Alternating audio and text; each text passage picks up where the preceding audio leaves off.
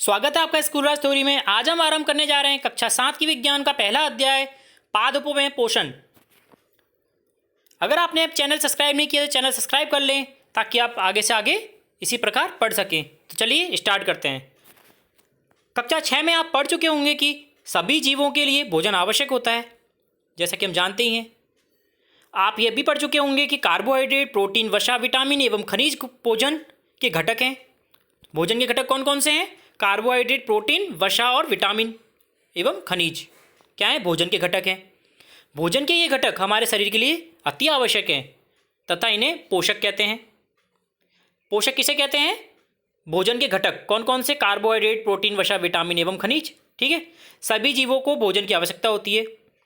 पादप पौधे अपना भोजन स्वयं बना सकते हैं, परंतु मानव सहित कोई भी प्राणी अपना भोजन स्वयं नहीं बना सकता। वह पादपों अथवा पादपों का आहार ग्रहण करने वाली जंतुओं से अपना भोजन प्राप्त करते हैं। अतः मानव तथा अन्य प्राणी प्रत्यक्ष अथवा परोक्ष रूप से पादपों पर भी निर्भर करते हैं, जैसा कि हम भी क्या है, पादपों पर या फिर अन्य जंतुओं पर निर्भर हैं और अन्य जंतु पादपों पर निर्भर हैं। ठीक है, पादपों में पोषण विधि। केवल पादप ही ऐसे जीव हैं जो जल, कार्बन डाइऑक्साइड एवं खनिज की सहायता से अपना भोजन बना सकते हैं। यह सभी पदार्थ उनके परिवेश में उपलब्ध होते हैं, मतलब कि वातावरण में उपलब्ध होते हैं। पोषक पदार्थ सजीवों की संरचना, शारीरिक संरचना, वृद्धि तथा क्षतिग्रस्त भागों के रख रखाव के लिए समर्थ बनाते हैं तथा विभिन्न जैव प्रक्रमों के लिए आवश्यक ऊर्जा भी प्रदान करते हैं। सजीवों द्वारा भोजन ग्रहण करने की एवं इसके उपयोग की विधि को पोषण कहते हैं। तो पोषण की वह विधि जिसमें जीव अपना भोजन स्वयं संश्लेषित करते हैं वो क्या कहलाते हैं? स्वयं पोषण कहलाती है। स्वयं पोषण किसे कहते हैं? जिसमें जीव अपना भोजन स्वयं संश्लेषित करते हैं। अतः ऐसे पादपों को स्वयंपोषी कहते हैं। स्वयंपोषी क्या हो गए फिर? जो अपना भोजन स्वयं संश्लेषित करते हैं उन्हें स्वयंपोषण और स्वयंपोषी कहलाते हैं। जंतु एवं अधिकतर अन्य जीव पादपों द्वारा संश्लेषित भोजन ग्रहण करते हैं, उन्हें क्या कहते हैं? विषमपोषी कहते हैं। जो स्वयं भोजन पकाते हैं वो क्या कहलाते हैं? स्वयंपोषी। और जो पादपों द्वारा संश्लेषित भोजन ग्रहण करते हैं, जैसे कि हम लोग, ये सब क्या कहलाते हैं? विषमपोषी कहलाते हैं। प्रकाश संश्लेषण पादपों में खाद्य संश्लेषण का प्रक्रम है। पत्तियां पादप की खाद्य फैक्ट्रियां हैं। पादपों में खाद्य पदार्थों का संश्लेषण उनकी पत्तियों में होता है, अतः सभी कच्चे पदार्थ उन तक पहुंचने चाहिए। मृदा में उपस्थित जल एवं खनिज जड़ द्वारा अवशोषित किए जाते हैं तथा तने के माध्यम से पत्तियों तक पहुंचाए जाते हैं। पत्ती की सतह पर उपस्थित सूक्ष्म रंध्रों द्वारा वायु में उपस्थित कार्बन डाइऑक्साइड प्रवेश करती है। ये रंध्र द्वार कोशिकाओं द्वारा घिरे होते हैं। ऐसे छिद्रों को रंध्र कहते हैं। ठीक है, जल एवं खनिज वाहिकाओं द्वारा पत्तियों तक पहुंचाए जाते हैं। वे वाहिकाएं नली के समान होती हैं तथा जड़ तथा शाखाओं एवं पत्तियों तक फैली होती है और पोषकों को पत्तियों तक पहुंचाने के लिए वाहिकाओं एक सतत मार्ग बनाती है। पादपों में पदार्थ के परिवहन में के समय आप अध्याय 11 में पढ़ेंगे। ठीक है, ये देखते हैं। आपने देखा होगा कि इमारतें ईंटों से बनी होती है, इसी प्रकार सजीवों का शरीर सूक्ष्म इकाइयों द्वारा बनता है जिसे कोशिका कहते हैं। कोशिका का चित्र है ये। केंद्रक होता है, हर सेल में एक केंद्रक होता है और चारों तरफ कोशिका द्रव्य होता है और केंद्रक के चारों ओर कोशिका झिल्ली होती है। ठीक है, कोशिका सूक्ष्मदर्शी द्वारा देखा जा सकता है। कुछ जीव मात्र एक कोशिका के बने होते हैं। कोशिका एक पतली बाह्य संरचना से घिरी होती है जिसे क्या कहते हैं? कोशिका झिल्ली कहते हैं। इसके केंद्र में एक सुस्पष्ट संरचना भी होती है जो केंद्रक कहलाती है। केंद्रक चारों ओर से एक जैली के समान पदार्थ से घिरा होता है जिसे कोशिका द्रव्य कहते हैं। ठीक है, पत्तियों में एक हरा वर्णक होता है जिसे क्लोरोफिल कहते हैं। हरा वर्णक पत्तियों में क्या कहलाता है? क्लोरोफिल कहलाता है। क्लोरोफिल सूर्य के प्रकाश, सौर प्रकाश की ऊर्जा को संग्रहण करने में पत्ती की सहायता करता है।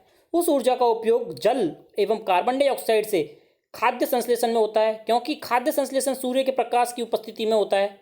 इसलिए इसे प्रकाश संश्लेषण कहते हैं। अतः हमने देखा कि क्लोरोफिल सूर्य का प्रकाश, कार्बन डाइऑक्साइड एवं जल प्रकाश संश्लेषण के लिए आवश्यक है। इस पृथ्वी पर यह एक अद्वितीय प्रक्रम है। पत्तियों द्वारा और सौर ऊर्जा संग्रहित की जाती है तथा पादप में खाद्य के रूप में संचित की जाती है। अतः सभी जीवों के लिए सूर्य ऊर्जा के चरम स्रोत हैं। ऊर्जा का चरम स्रोत कौन सा है? सूर्य। सभी जीवों के लिए ऊर्जा सूर्य ऊर्जा चरम स्रोत है। ठीक है। प्रकाश संश्लेषण न होने की स्थिति में पादपों का अस्तित्व नहीं होगा। तो हम कल्पना नहीं कर सकते कि प्रकाश संश्लेषण नहीं होगा तो क्या होगा। अस्तित्व नहीं होगा तो हम जीवित कैसे रहेंगे? ऑक्सीजन कैसे मिलेगी? ठीक है। भोजन कैसे मिलेगा?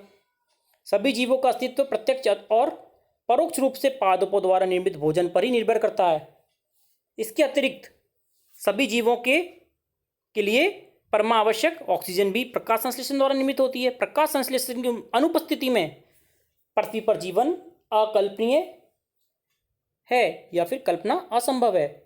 प्रकाश संश्लेषण के दौरान पत्ती की क्लोरोफिल युक्त कोशिकाएं सूर्य के प्रकाश की उपस्थिति में कार्बन डाइऑक्साइड और जल और कार्बोहाइड्रेट का संश्लेषण करती है।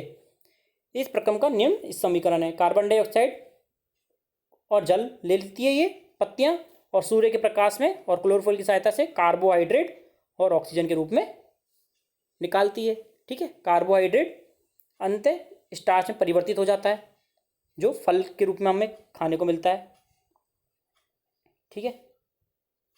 स्टोमेटा होता है ये, रुंद्र कहते हैं। पत्ती के ऊपर होता है रुंद्र द्वार होता है, बीच में द्वार कोशिकाएं होती हैं। क्लोरोफिल पत्ती को अपन काटते हैं जब मिलता है बाइसेक्शन करके। ठीक है।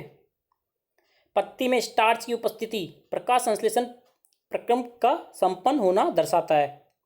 स्टार्च बन गया मतलब कि प्रकाश संश्लेषण पूरा हो गया। स्टार्च भी एक प्रकार का कार्बोहाइड्रेट है। ठीक है। सौर ऊर्जा मिल रही है पत्ती को, ऑक्सीजन मिल रहा है वातावरण से, वातावरण को ऑक्सीजन दे रहा है, कार्बन डाइऑक्साइड ले रहा है। प्रकाश संश्लेषण नीचे से पानी जा रहा है, जल और खनिज, और क्लोरोफिल और सौर ऊर्जा से वे क्या बना रहा है? ऑक्सीजन और कार्बोहाइड्रेट। ठीक है।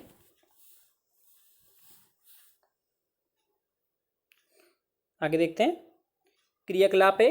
एक ही प्रकार के पौधों को दो गमले में रखिए, एक अंधकार में और दूसरे सूर्य के प्रकाश में। दोनों पादपों की पत्तियों को आयोडीन परीक्षण उसी प्रकार कीजिए जैसे आपने कक्षा 6 में किया था। अपने अवलोकन को नोट करिए।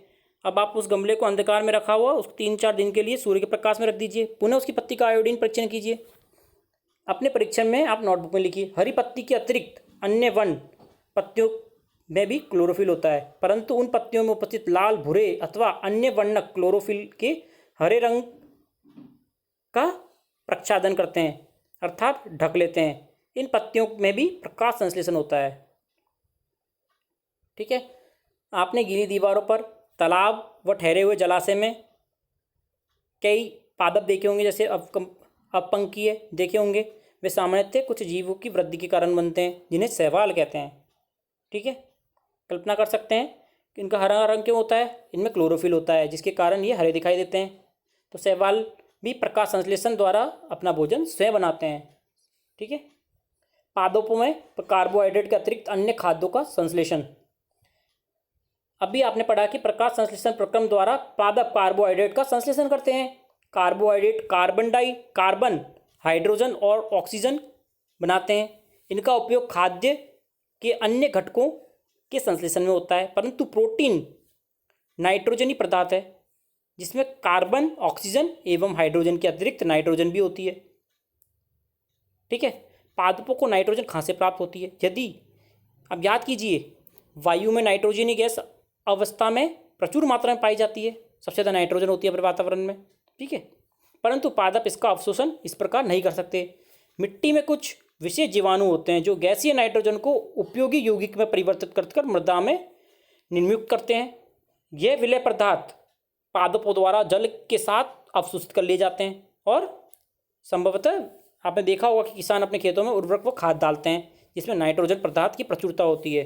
इसी प्रकार अन्य संगठकों के साथ पादपों की नाइट्रोजन की मांग की आपूर्ति होती है। इसके पश्चात पादप खाद्य के अन्य संगठकों जैसे प्रोटीन वसा का संश्लेषण करते हैं। पादपों में पोषण की अन्य विधियां कौन कौन सी हैं? कुछ पौधे ऐसे भी होते हैं जो क्लोरोफिल नहीं पाया जाता, वे अपना भोजन संश्लेषित नहीं करते, जीवित कैसे रहते हैं? मनुष्य एवं अन्य प्राणियों की तरह ये पादप भी पोषण के लिए अन्य पादपों द्वारा निर्मित खाद्य पदार्थ पर निर्भर होते हैं। वे क्या कहलाते हैं? विषमपोषी प्रणाली में विषमपोषी कहलाते हैं। चित्र 1.5 में देखिए, इसमें क्या लगी हुई है? इस पूरी पेड़ पे बेल लगी हुई है, जिसे क्या नाम दिया गया है? अमर बेल। ये अपना भोजन इस पेड़ से प्राप्त कर रही है। ठीक है। क्या आपने एक वृक्ष पर तने पर शाखाओं पर लिपटी हुई रस्सी नुमा पीले रंग की संरचना दिखाई देती है? यह अमर बेल का पादप है। इसमें क्लोरोफिल नहीं होता। यह अपना भोजन उस पादप से प्राप्त करती है जिस पर यह आरोहित होती है, मतलब कि चिपकी हुई होती है। जिस पर यह आरोहित होती है वह पादप परपोषी कहलाता है, क्योंकि अमरबेल जैसे पादप परपोषी को अमूल्य पोषकों से वंचित करते हैं। इस तरह इन्हें परजीवी कहते हैं। क्या हम अन्य जंतु पादप भी परजीवी हैं? आपको इस पर विचार करना चाहिए। ठीक है, चर्चा करते हैं। जैसे कि खटमल हो गए, मच्छर हो गए, चूह, ये परजीवी हैं। ये क्या करती हैं? मनुष्य से रक्त चूसकर अपना भोजन ग्रहण करती हैं। क्या आपने ऐसे पादपों को देखें, उनके विषय में सुना होगा जो जंतुओं का भक्षण करते हैं? जंतु उन पर आपके बैठ जाता है तो जो जंतुओं को खा लेते हैं। ऐसे भी पादप होते हैं जो कीटों को पकड़ते हैं और उन्हें पचा जाते हैं। ठीक है, विनाशकारी नहीं है। ऐसे पौधे हरे या अन्य रंग के कैसे भी हो सकते हैं, जैसे कि चित्र में दिखाया गया है। ठीक है, इसके घड़े के समान दिखाई देने वाली संरचना वास्तव में उसकी पत्ती का रूपांतरित भाग है। इस पत्ते के शीर्ष भाग पर घड़े का ढक्कन बनता है और घड़े के अंदर अनेक रोम होते हैं जो नीचे की ओर ढलके रहते हैं, अर्थात अधोमुखी होते हैं। जब कोई कीट घड़े में प्रवेश करता है तो वह उसके रोमों में फंस जाता है और घड़े में उपस्थित पाचक रस द्वारा कीटों का पाचन किया जाता है। कीटों का भक्षण करने वाले पादप कीटभक्षी पादप कहलाते हैं। ठीक है। मृतजीव, मृतजीवी, आपके बाजार में छत्रक मशरूम बिकते हैं। वर्षा के दौरान वृक्षों में की सड़ी गली टहनियों पर अथवा तनों की छालों पर छाते के समान संरचना जो दिखाई देती है वह क्या कहलाती है? मशरूम कहलाती है। ठीक है, ये क्या करते हैं? मृतजीव होते हैं, जैसे कि ये है।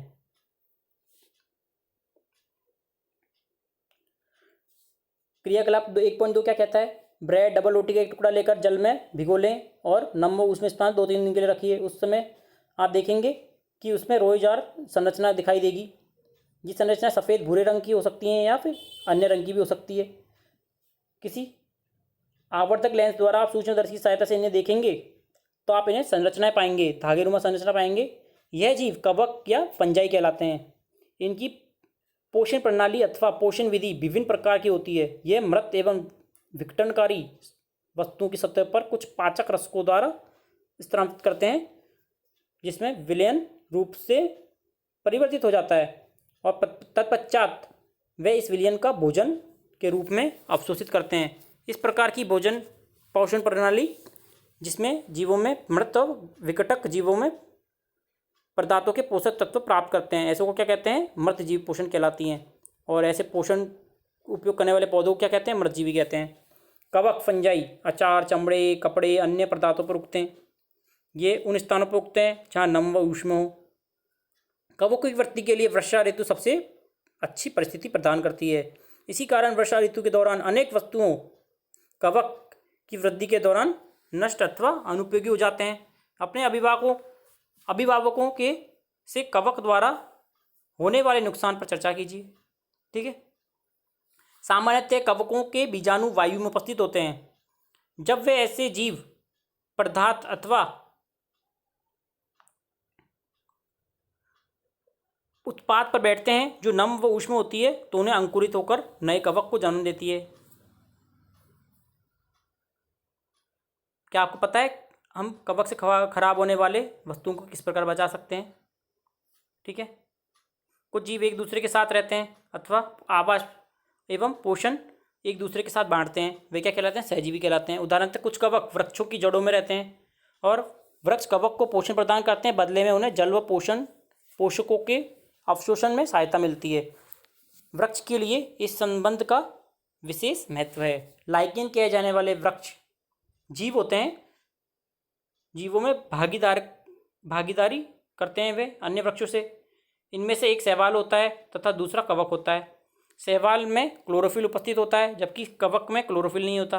कवक शैवाल को रहने का स्थान व जल व पोषक तत्व उपलब्ध करवाता है, बदले में शैवाल प्रकाश संश्लेषण द्वारा खाद्य कवक को देता है। ठीक है, ये क्या कहलाएंगे? सहजीवी कहलाएंगे। मृदा में पोषकों की पुनः पूर्ति किस प्रकार की जा सकती है? किसानों को आप देखते होंगे कि वे खाद व उर्वरक डालते हैं। ठीक है, आप पढ़ चुके हैं कि पादप मृदा से खनिज पोषक तत्व अवशोषित करते हैं, अतः मृदा में इनकी मात्रा लगातार कम होती है। तो उर्वरक व खाद में नाइट्रोजन, पोटेशियम, फास्फोरस आदि जैसे पादप पोषक होते हैं जो पादपों द्वारा लगातार उपयोग किए जाने के कारण मृदा में धीरे धीरे कम होती जाती है। इसलिए मृदा को इन पोषक तत्वों से समृद्ध करने के लिए भूमि में उर्वरक व खाद डालते हैं। अब ठीक है, यदि हमें पादप की पोषण की आवश्यकता के बारे में ज्ञान हो तो न केवल पादपों को उगा सकते हैं बल्कि उन्हें स्वस्थ भी रख सकते हैं। पादपों को प्रोटीन बनाने के लिए सामान्यतः नाइट्रोजन की अधिक आवश्यकता होती है। फसल कटाई के बाद मृदा में नाइट्रोजन की कमी हो जाती है। यद्यपि वायु में नाइट्रोजन प्रचुर मात्रा में होती है, परंतु पादपों का इसका उपयोग करना असंभव है। जैसे कि कार्बन डाइऑक्साइड का उपयोग करते हैं, पौधे नाइट्रोजन का विलयन रूप में अवशोषित कर सकते हैं। कुछ जीवाणु राइजोबियम कहलाते हैं जो वायुमंडलीय नाइट्रोजन को विलय पदार्थों में परिवर्तित कर देते हैं, परंतु राइजोबियम अपना भोजन स्वयं नहीं बना सकते। ये चना, मटर, मूंग, सेम तथा अन्य फलीदार पादपों के जड़ों में रहते हैं। ठीक है, तथा इन्हें नाइट्रोजन की आपूर्ति करते हैं। अधिकतर दालें फलीदार पादपों से प्राप्त होती हैं। इसके बदले पादप राइजोबियम जीवाणु को आवास व खाद्य प्रदान करते हैं। उनमें सहजीवी संबंध होता है। यह संबंध किसानों के लिए विशेष महत्व रखता है। दालों की फसलों के लिए उन्हें मृदा में नाइट्रोजन उर्वरक देने की आवश्यकता नहीं होती। यही नहीं, दाल की फसल उगाने के बाद अगली फसल में सामान्यतः उर्वरक की आवश्यकता नहीं रहती है। इतनी प्रचुरता हो जाती है नीचे जमीन में नाइट्रोजन की। इस अध्याय से आपने क्या पढ़ा कि अधिकतर पादप स्वयंपोषी होते हैं। केवल कुछ पादप होते हैं जो अन्य पोषण प्रणाली की आवश्यकता होती है, जैसे कि परजीवी, मृतजीवी। परजीवी और मृतजीवी दूसरे पादपों में से भोजन प्राप्त करते हैं। सभी प्राणी अपने भोजन के लिए पादप तथा अन्य प्राणियों पर निर्भर रहते हैं, अतः उनमें विषमपोषी के रूप में समूहीकृत किया जाता है। क्या हम बता सकते हैं कि कीटभक्षी पौधे आंशिक विषमपोषी हैं? जी हाँ। ठीक है, आशा करता हूँ आपको समझ में आया होगा। धन्यवाद।